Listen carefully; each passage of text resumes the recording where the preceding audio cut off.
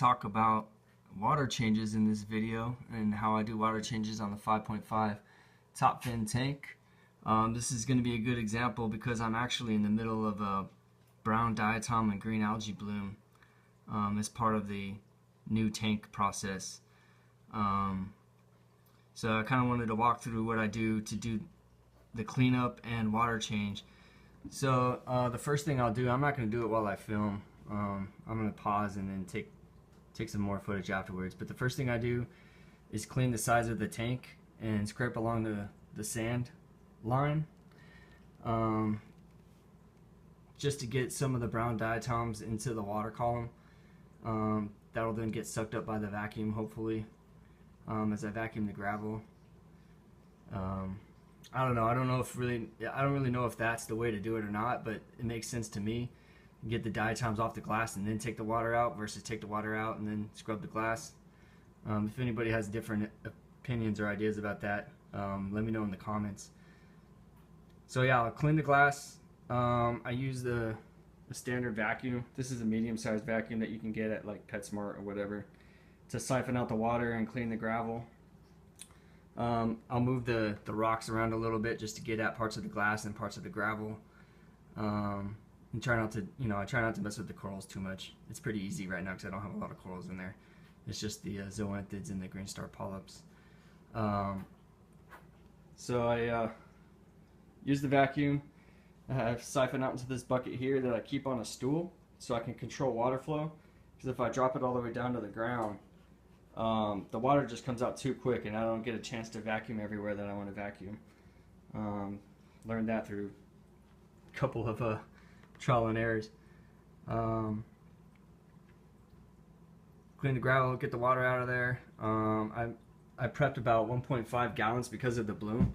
I normally only do like a 1 gallon water change in this 5.5 gallon tank, but this time I'm doing a little bit more, 1.5.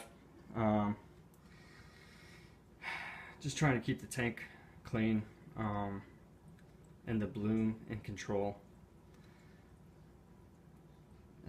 What else? I think that's it. Sorry everybody, I had to switch over to my GoPro because my iPhone was giving me problems during recording.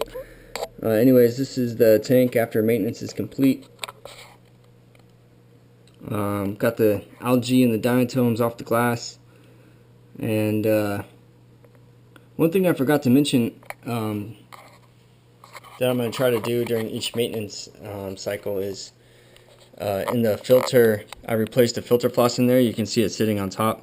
Underneath that is a charcoal bag, and underneath that is the sponge that came with the fluval hang-on back filter, and that's because it's new. In the forums you'll read that you should be changing out your sponges and your floss pretty regularly because those hang-on back filters for a saltwater tank are just meant to be mechanical, not biological. The biological is actually in the dry rock there now that this has been running long enough for the bacteria to build up. But because it's new hang-on back filter, I just left the sponge in there. I did rinse it out in the bucket, but I just left it in there for now. Anyways, yeah, so tank's looking a lot better. Looks like the algae is now just on the rock, which is fine. The snails will get up there and eat it, hopefully. And new water in, new fresh water. I put it up to my water line here. I originally made this water line when I first built the tank, so this is where I monitor for evaporation every day and where to put the water back up to. And I always, when I do the water change out, I always make sure I put the water back up to that water line.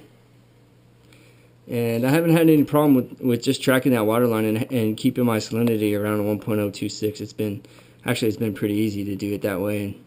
So anyways, that's it for this video. Until next time.